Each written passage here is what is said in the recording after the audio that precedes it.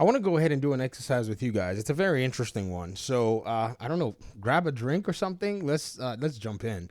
The conversation about the PC gaming market right now is very interesting because there's a diverse set of gamers on there. There are different platforms within, or with some kind of loose affiliation with PC. Epic Games, who hosts Fortnite exclusively on their Epic Games store. So, say when you look at something like the Steam, uh, most played games, you're not going to see a game like that. Overwatch mainly hosted on Battle.net, so that's also going to be in a whole different place. Say League of Legends, Dota, and some of these other games. Dota that's a Steam, that's a Valve game, isn't it? Or League of Legends. I don't know. The one that's actually affiliated with Blizzard or whatever it is, you're more than likely not going to see its participation here. So what does this even do for us? Well, I wanted to go ahead and take a little create like a little bridge to show that on the PC platform, the way developers map their games and the way that they actually optimize and build their games is done in a very interesting way. And these are the games that have maximum impact. One thing that you hear for the most part is, PC ports are just a mess. PC ports are just crazy and all that. And to be very honest, a lot of these games that are coming out, they find themselves in that position. But one thing that I can say is many of them are actually making business errors when they map their games to be so ambitious that they're not reaching majority of the PC players that are out here.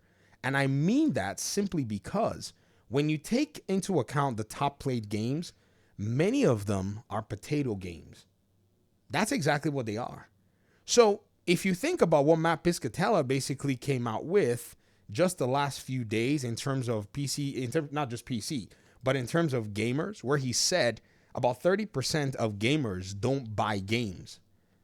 You already find out that games like Avowed having issues running on, hardware with high recommended specs and so on and so forth. Yeah, and then its active user counts look way less than a game like Kingdom Come Deliverance. Well, there's a reason for that. If you guys didn't know, that surpasses, say, even the quality of the game. Sure. I get it. Yes, Kingdom Come Deliverance 2 for some people may be better than Avowed. I don't really even play that genre of games anyways, and FPS games are not my forte. I'm just here to point out where the data may be pointing to. Another really interesting thing about this whole, concept is we can take these games and we can look at what their minimum specs are on Steam. Like, what kind of hardware do they need to run?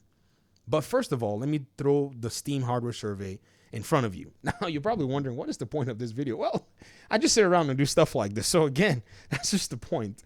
The Steam hardware survey gives developers, and it's a developer, targeted data set, as much as they can gather anyways, the amount of hardware, the kinds of hardware that a lot of users actually use on Steam. Trust me, this survey, when they send it to you, it's a click of one button. Do you want to participate in the hardware survey? Click yes. You click yes, bam, it'll run a script. It'll pull all your hardware, metrics, because it's very easy to do. I mean, if I show you this right here, this is control panel. I don't know if the script pulls it from control panel, but it's the easiest place where I could pull it from. It can tell you everything about a PC, your RAM, how much hard drive space you have, your GPU, and all that stuff. So again, that's something that you can see how the Steam hardware survey will easily go ahead and pull something like that.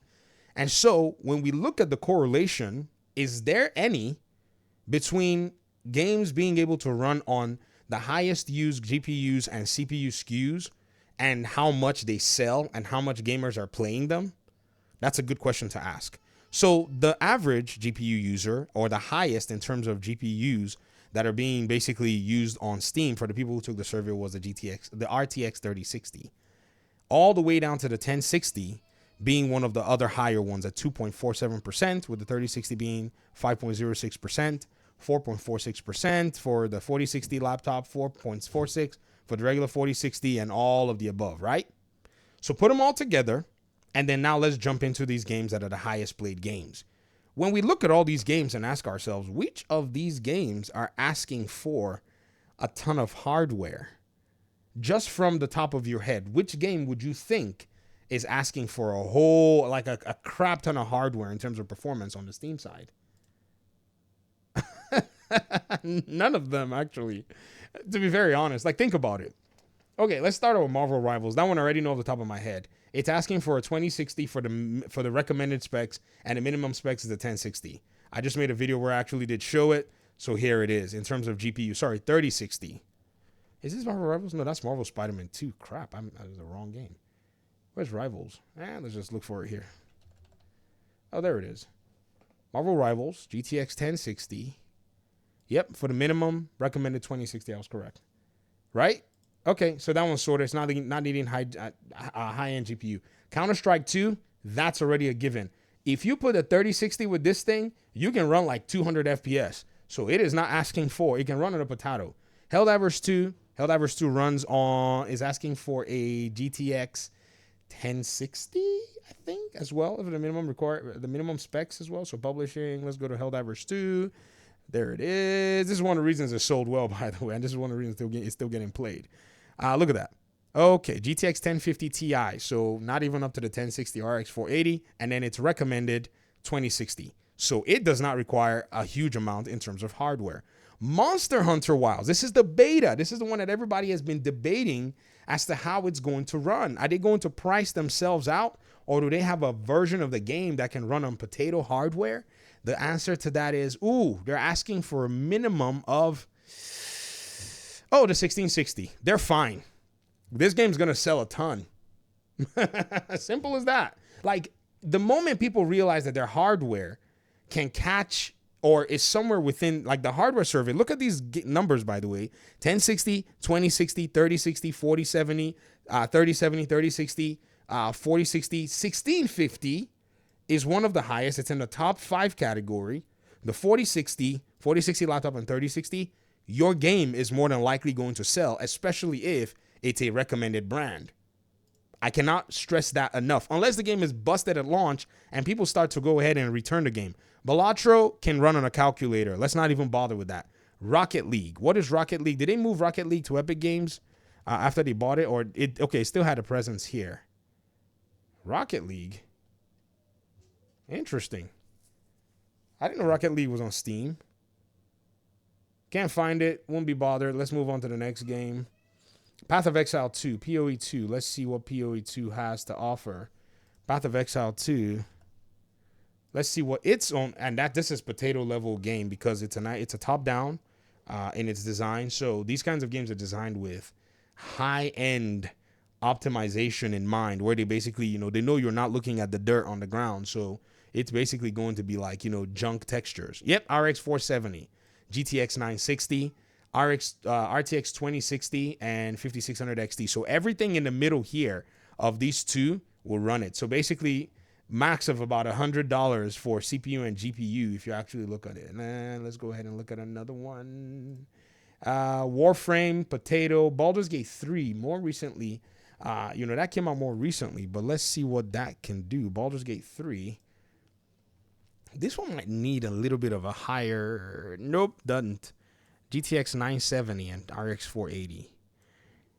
You see, I'm quite surprised that this game was not running on the Series S, because the Series S is actually better than all this hardware here. It was just a matter of time.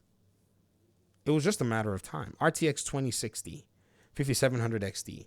I know those of you that keep saying Black Myth Wukong is the developers can't figure it out. Have you seen the requirements, the minimum requirements? GTX 1060. i5 8400 Ryzen 5 1600. Yeah. Anybody who still thinks that this game can't run on the Series S, okay, come buy a bridge for me. No Man's Sky, PS4 game back in the day, old school, potato, Rust, potato, Cyberpunk 2077. In today's world, sort of kind of potato, anything better than a PS4, but let's go ahead and look at Cyberpunk 2077. Let's see what's going on. Right. What does Cyberpunk 2077 say? Oh, there we go. Ryzen 5 1600, GTX 1060. So here's the thing. When I made a series of videos, and I know I ran you for 10 minutes just looking at game requirements and some of the most played games, I made a set of videos a while ago when we were talking about the PlayStation 5. And for some strange reason, I don't know what it is.